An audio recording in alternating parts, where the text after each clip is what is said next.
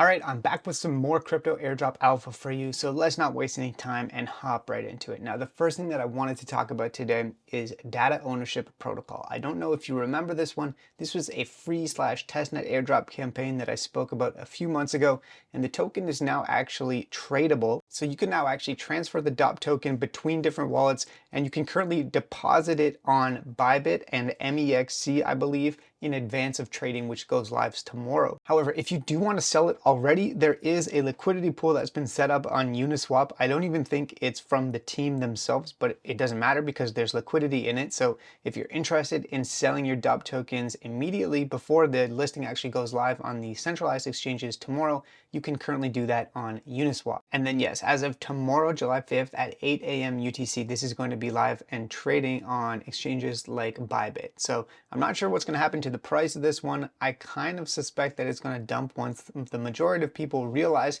that they can actually cash out of this one. So personally, I did sell most of the DOP tokens that I received from farming the airdrop at this price right here. And by the way, this app that I keep showing here, I've had lots of questions in the comments. It's called Rumor. It's an airdrop hunting tool that I've created in partnership with a couple of other people.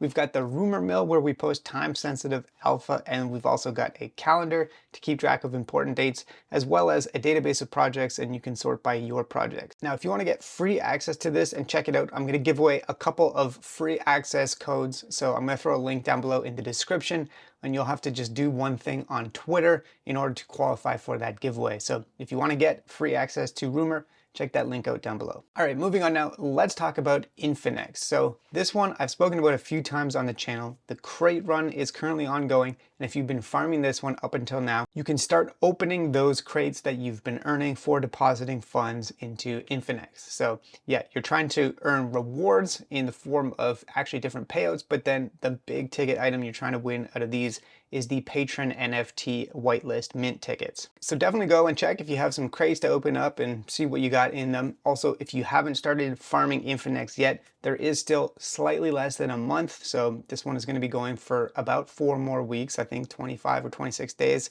And yeah, at the end of that, then we'll be able to actually receive those prizes that are contained within these crates. Okay, moving to Mantle's new Cook airdrop campaign. So I wanted to correct something I said in my last video on the LP, because it actually looks like if you provide liquidity of METH or USDT or USDC, as well as also wrapped ETH, then you will earn powder or points for this airdrop campaign based on the total value of the liquidity that you provide, the combined liquidity value of both assets. So previously I had thought you would only be receiving those points on the METH portion of that LP, but it looks like actually you'll receive points for the full value of the liquidity. Now, does this change my strategy, or will I be providing liquidity? The answer is actually still no, for a couple of reasons. For starters, if you provide liquidity of METH and stable coins, then you're exposing yourself to the risk of something called impermanent loss. And also, you are only going to be receiving eigen points, which is the other part of this farm,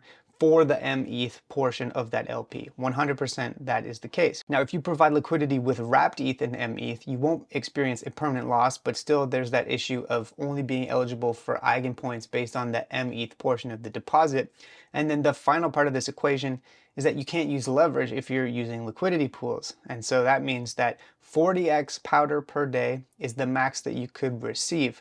But let's say you take that same amount of METH and then you use it with leverage, then you can potentially get, if you use 3x leverage on 20x powder, then that's 60x powder. So there is still ways to get the full value of eigen points and also to get a greater multiple on the powder or points per day. Just depends how much risk you're willing to take and if you're willing to pay the cost to borrow to use leverage. So yes, that is still my take. However, the fact that the full range of the liquidity pool for both of the assets is included in the points is definitely solid if you actually prefer the LP route to using leverage. Okay, speaking of eigen points, just a quick reminder that this token is going to be liquid and tradable sometime around the end of August, early September, if nothing else changes. Now, if you have staked your eigen, you're still good. However, if you want to unstake it from the eigen platform in order to actually be prepared to sell it, if you're planning on selling it, then you will have to be aware of these timelines. So as soon as we know exactly when it's going to be liquid and tradable, I will let you know. But since there is an unstaking period of about 3 weeks, you'll need to make sure that you get that time right in order to actually not miss the chance to sell it on launch day if that's what you're looking to do. And then within the realm of restaking, tomorrow EtherFi is going to be launching their eligibility checker for season 2, and I think the claim is coming on July 8th, and season 3 has already started as of July 1st, and it's going to be going to September 14th. So this one completely linear as far as we know, so that means that the more that you put into it, the more you'll get out of it, and it's more at this point like yield farming rather than sort of airdrop farming. You're not going to get a massive multiple on your money from this, but you'll get a solid yield. That's how this is looking. All right, let's move to the Solana ecosystem and talk about Sanctum and their cloud token. So the founder of Sanctum dropped this super long Twitter thread or Twitter post, which he continues to do, but there's a few key takeaways, and the most important one is that they're actually only giving 5% of the supply to people that earned points by farming the Sanctum airdrop. Half of the airdrop will be allocated in proportion to Wonderland XP, so it sounds like it's going to be linear. The other half, 5%, will be allocated according to earnestness. Now that is a very vague and abstract term, but in the post down here, he talks about what it means, and basically what it boils down to is actually just engaging on Twitter or in the Discord, doing sort of social tasks. However, they are excluding a lot of different activities. So if you were posting on Twitter about the cloud airdrop, sounds like that's not going to count. If you're just posting LFG comments or random copy pastas, that's also not going to count.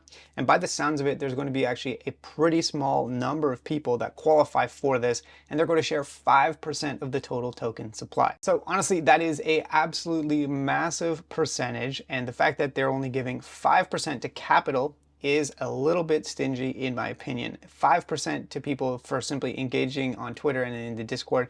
I guess it's their token and they can do what they want. But this means with the halving of the airdrop supply going to Wonderland XP farmers, 5% instead of the 10% we were expecting, then the rate of return of farming this airdrop is going down significantly. And when you couple that with the fact that massive whales were farming this, like if you used thousands of dollars of capital, you wouldn't even have cracked the top 10K wall. You needed to be using 5 or 6 figures farming this airdrop in order to even come close to cracking the top 5K wallets, let's say. And given these new developments, honestly, I'm not sure. I'm not going to hold my breath on this one. I feel like it's not super bullish for the average airdrop farmer. If you are super engaged in the community on Twitter or on Discord, but not just talking about the airdrop, then you might get a solid allocation. And the way that they're doing this, by the way, is they created the Sanctum profiles where you had to link your Twitter and your Discord accounts to your wallet. So now they have the connection. They know exactly who is using what, and they'll be able to actually give tokens to the wallets that are associated with those Twitter or Discord accounts. All right, moving on now, let's talk about Milky Way, the liquid staked Celestia token that has an airdrop campaign on. So they dropped a badge that gives you a points multiplier for this airdrop campaign. And in order to get this OG badge, you had to be farming this as of December last year up until February 14th of this year. So if you had at least 2 milk tia or more before February 14th, you should be able to mint this badge, and it will give you a multiplier on the points farming moving forward. Next up, let's talk about the Cove protocol. So these guys have been announcing that they've raised a bunch of money recently, and actually now you can go and check to see your active level percentage on the airdrop page. And so if you have 100%, then you'll get a bonus of the conversion of your SOL to Cove tokens when the drop actually goes through. Now, if you have a lower active level, apparently you can still get that up by coming back to the website, clicking buttons, and being active every day for a week, and then you can boost up your activity level. Okay, next up, there's this thread here from the Smart Ape, which is actually pretty interesting.